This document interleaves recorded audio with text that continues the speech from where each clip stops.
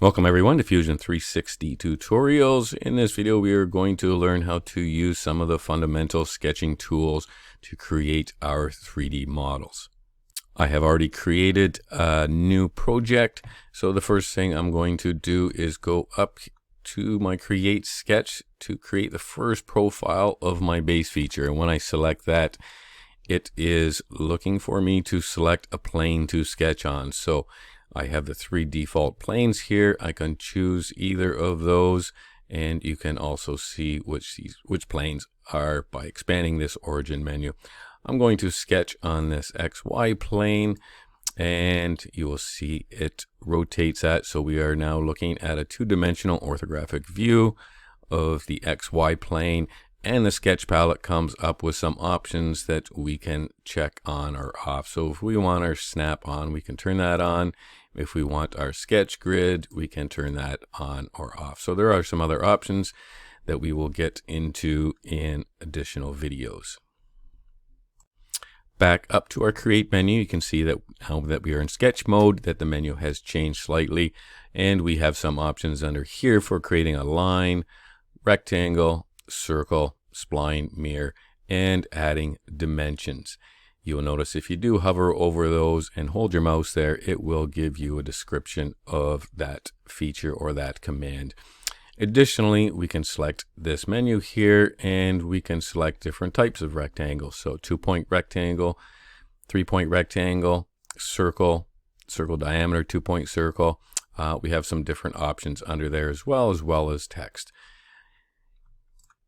So the first thing we're going to do is create a line. So selecting the line command, the simplest command of them, and it's going to look for a start point and a finish point. So we can type a dimension in there if we want. Right now, you can see in the highlighted blue text, we do not have to. Typically in sketching, we just want to get our basic form down. We won't want to concentrate on dimensions right now, but if we wanted to, say, make this line 3 inches, we could type in 3 and that line is fixed. But that may not be the dimension that we want to put on that line. So what we want to do is probably sketch lightly. So typically we're just going to sketch our lines, try and get our free form shape, and we will finish that off. And we need a closed profile, and going to close that off, and the blue shaded area indicates that that is a closed profile. Anytime we do sketches, we do need to make sure that we have closed profiles. Now that we have our first profile sketched, we may want to erase some entities, so we could left click on any entity, select the delete key, that would delete it, or we could right click and select delete. The right click always has lots of additional options on there. So before you go searching for any information, right click and you will find lots of additional information in there.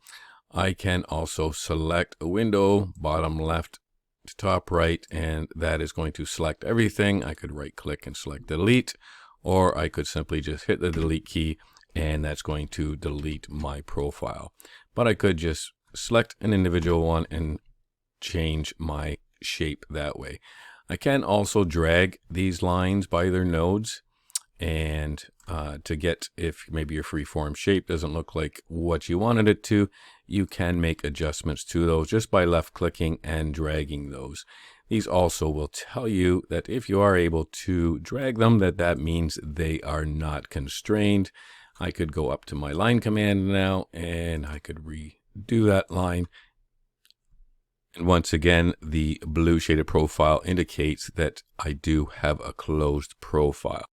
I will erase this sketch profile and move on to the rectangle. So by selecting the rectangle tool, it's going to ask me to select 2 points. So I can once again put some values in there where the blue text is highlighted, but I'm just looking for a simple shape. So selecting my 2 points automatically creates a profile, closed profile.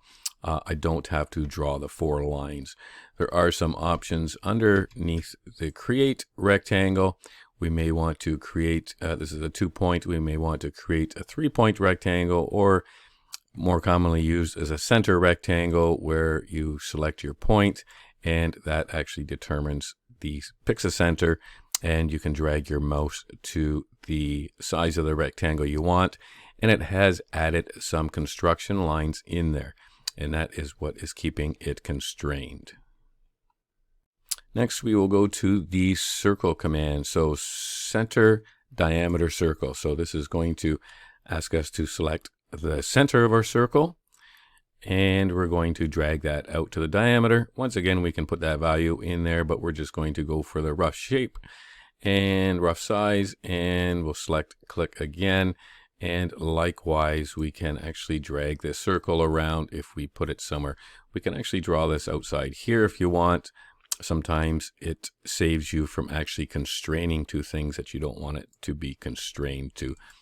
So now we have a circle profile in here, and what we would really need to do now is to start adding some dimensions or constraints to this profile. We're not going to get into the splines or the mirrors. We will get into the dimensions, but we do need to know about these modify commands. So we do have a fillet, which we typically do not use unless we have to. We like to do that when we are working in the 3D model and using place features, the trim, and the offset. So the trim is a nice command. We can also pull this down and get some other options down there. So if I had a line going through here, I'm not going to add any dimensions, and I use the trim command, what it's going to do is trim that line right back to the next entity, so we don't have to select a fence point or a cutting edge. So I could simply trim those lines just like that. So we don't have to add any edges, any cutting edges or anything. It just automatically trims back to the next intersection of another entity. The next tool, which is opposite the trim tool, is the extend tool. So that is going to extend an entity to the next entity, very similar to the trim. So if I had a line drawn here and I expanded this and went to my extend, as soon as I select that line, it's going to select to the next entity, and I could continue to do that. One thing with the extend that you may want to know is that it does not have to actually extend, or does not actually have to connect or extend to an actually entity if it is not going to intersect it. So if I had a line down here and this line going this way, and I selected my extend tool, it is going to extend that right to where the next intersection would be. So if I select that, if this line went all the way up there, that's where it would actually extend to. So it does not necessarily have to connect with it. So just demonstrate that again. Now you've seen where those can intersect. So this extend would go right out to that line as if this line actually was over there. Selecting the extend again, select extend, select that shape, left click, and extends to the parent intersection of that line. I'll delete these features, or these last entities I've put on there. Select, delete, select, delete. So the next thing you will want to do once we have our profile sketch is to add in dimensions and constraints. So we're simply going to use this sketch dimension tool up here, and as opposed to selecting, so we want to change or add the dimension of this line in here, as opposed to going this point to this point, which you may be used to in other CAD tools, all we really have to do is actually select that line. It's one click. It's going to save you some time. Put a value of 4 in there, and it will change that dimension. I'll add a dimension to the height of this and put a value in of 2.5. And you will see that the lines have turned black. So previous to that, there would be some blue lines in there. So with this 4-inch dimension, it is constrained. So that means those lines went from unconstrained blue to the color black.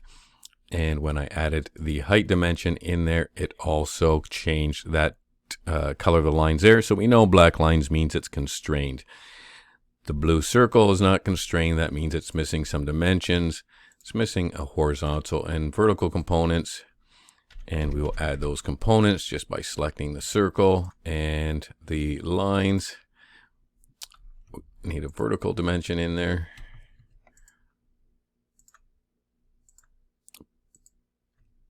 .75, and you can see the circle is not constrained. It's still blue. We want that to be black. That means we're missing a dimension.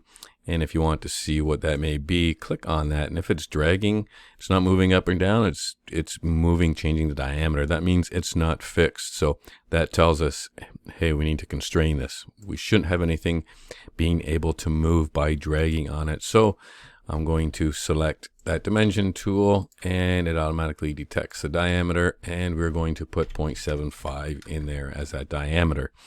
Alternatively, if we wanted to put a radius dimension in there as opposed to a diameter, we can select that, select dimension, select that object, right click, and we can select the radius option. And now the radius option we can put in as 0.375, which is half of the 0.75, and we are done our sketch. It is fully constrained. All the lines are black. We can drag these dimensions around, and if we want to edit any of these dimensions, double click on them, put in the value that you want to change it to. And this is our sketch over here that we are working on, sketch 5. So we can go in there and change that name if we like, change it to first sketch. Sometimes naming these helps you with locating your sketches. So you might want to put some intelligence into your name so you can find those early. And down in the timeline, you will see our first sketch is added to that timeline. All we have to do now is hit finish sketch. And we have completed our first sketch that we can now make an extrusion out of that, such as this. And we will get into those commands in the following videos.